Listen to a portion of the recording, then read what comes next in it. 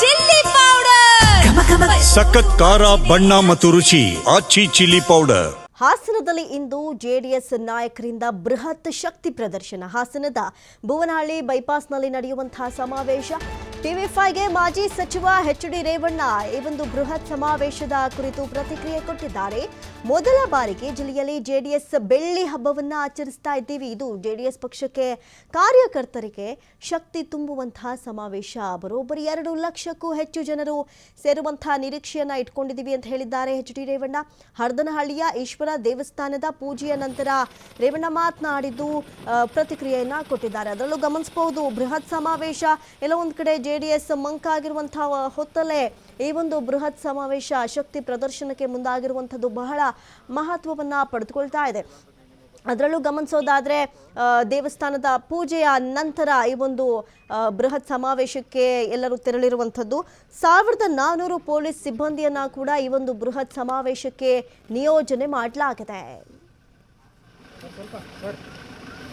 Sir ಒಂಚೂರು side sir.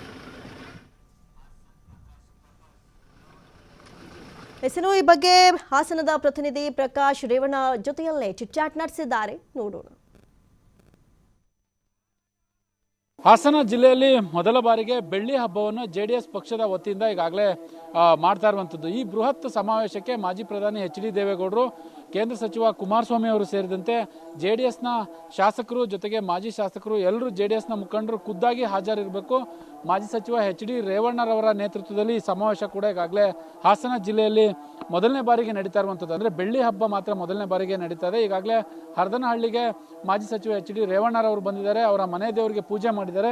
ನಮ್ಮ ಜೊತೆ ರೇವಣ್ಣರವರು ಇದ್ದಾರೆ. ಸರ್, ಇವತ್ತು ಬೆಳ್ಳಿ ಹಬ್ಬದ ಪ್ರಯುಕ್ತ ಇವತ್ತು ಕಾರ್ಯಕ್ರಮವನ್ನು ಕೂಡ ಮಾಡ್ತಾ ಇದ್ದೀರಿ ಸರ್. ನಮ್ಮ ಪಕ್ಷದ 25ನೇ ವರ್ಷದ ಬೆಳ್ಳಿ ಹಬ್ಬ ಆಚರಣೆ ನಡೆಸ್ತಾ ಇದ್ದೀವಿ. ಇವತ್ತು ಸನ್ಮಾನ್ಯ ರಾಷ್ಟ್ರೀಯ ಅಧ್ಯಕ್ಷ ದೇವೇಗೌಡರು, ನಮ್ಮ ರಾಜ್ಯದ ಅಧ್ಯಕ್ಷರು, ಕೇಂದ್ರ ಮಂತ್ರಿಗಳಾದಂಥ ಕುಮಾರಣ್ಣ ಬರ್ತಾ ಇದ್ದಾರೆ.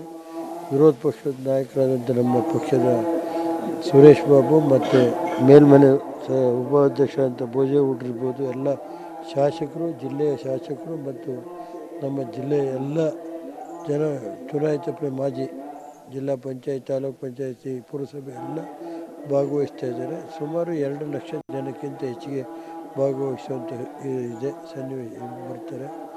ಮತ್ತು ಇದ್ರ ಜೊತೆಗೆ ಇವತ್ತು ಜಿಲ್ಲೆಯ ಕಳೆದ 2 ವರ್ಷದಿಂದ ಯಾವುದೇ ಕಾಮಗಾರಿಗಳಲ್ಲಿ ಏನೂ ಆಗಿಲ್ಲ.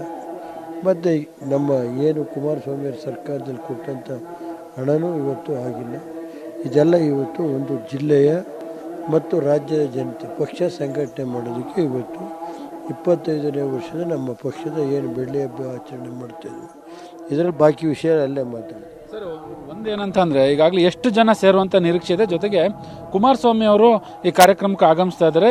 ಜಿಲ್ಲೆಯ ಜೆಡಿಎಸ್ ಕಾರ್ಯಕರ್ತರಿಗೆ ಏನು ಹೇಳಲಿಕ್ಕೆ ಬಯಸ್ತೀರಿ ಸರ್ ಈ ಸಮಾವೇಶದಿಂದ? ಸುಮಾರು ಕನಿಷ್ಠ 2 ಲಕ್ಷದ ಮೇಲೆ ಜನ ಸೇರುವಂಥ ಒಂದು ವಿಶ್ವಾಸ ಇದೆ. ಜಿಲ್ಲೆಯ ಜನತೆಗೆ ಇಷ್ಟೇ. ನಮಗೆ ಜಿಲ್ಲೆಯ ಇವತ್ತು ರಾಜ್ಯದಲ್ಲಿ ಏನು ಕಳೆದ 2.5 ವರ್ಷ ಇರ್ಬೋದು ಇಂದಿನ ಸರ್ಕಾರಗಳು ಜಿಲ್ಲೆಯ ಅಭಿವೃದ್ಧಿಗೆ ಏನು ತೊಡಕಾಗಿದೆ ಅದರ ಬಗ್ಗೆ ಇವತ್ತು ಸವಿಸ್ತಾರವಾಗಿ ದೇವೇಗೌಡರು ಹೇಳ್ತಾರೆ, ಕುಮಾರಣ್ಣವರು ಹೇಳ್ತಾರೆ, ಮತ್ತು ನಾನು ಸಭೆಯಲ್ಲಿ ಮಾತಾಡ್ತೀನಿ, ನಮ್ಮ ಪಕ್ಷದ ಶಾಸಕರೆಲ್ಲ ಮಾತಾಡ್ತಾರೆ. ಬಟ್ ಅಭಿವೃದ್ಧಿ ವಿಚಾರದಲ್ಲಿ ಈಗ 2.5 ವರ್ಷದ ಹಿಂದಿನ ಅಭಿವೃದ್ಧಿ ವಿಚಾರದಲ್ಲಿ ಅಂದರೆ ಕಾಂಗ್ರೆಸ್ ಸರ್ಕಾರ ಇದೆ, ಅದ್ರ ವಿಚಾರಕ್ಕೆ ಸಂಬಂಧಪಟ್ಟಾಗ ಏನು ಹೇಳ್ತೀರಾ ಸರ್? ಹಿಂದಿನ ಸರ್ಕಾರಗಳು ಇವತ್ತು ನಮ್ಮ ಜಿಲ್ಲೆ ಕಡೆಗಣಿಸಿದೆ. ಅದನ್ನು ಸವಿಸ್ತಾರವಾಗಿ ಏನು ಒಂದು ಕೈಪಿಡನು ಇವತ್ತು ಬಿಡುಗಡೆ ಮಾಡಿಸ್ತೀವಿ ನಮ್ಮ ಪಕ್ಷದ ವತಿಯಿಂದ. ಇದಿಷ್ಟು ಮಾಜಿ ಸಚಿವ ಎಚ್.ಡಿ. ರೇವಣ್ಣರವರು ಕೂಡ ಈಗಾಗಲೇ ಹೇಳುವಂಥ ಮಾತು. ಹಾಸನ ಜಿಲ್ಲೆ ಹೊಳೆನರಸೀಪುರದ ಹರದನಹಳ್ಳಿಯಲ್ಲಿ ಈಗಾಗಲೇ ಪೂಜೆ ಮಾಡ್ತಿರುವಂತಹ ಮಾಜಿ ಸಚಿವ ಎಚ್.ಡಿ. ರೇವಣ್ಣ ಟಿವಿ5ಗೆ ಹೇಳಿಕೆಯನ್ನು ಕೊಟ್ಟಿರುವಂಥದ್ದು. ಕ್ಯಾಮ್ರಾ ಪರ್ಸನ್ ಜೀವನ್ ಜೊತೆ ಪ್ರಕಾಶ್, ಟಿವಿ5 ಹಾಸನ.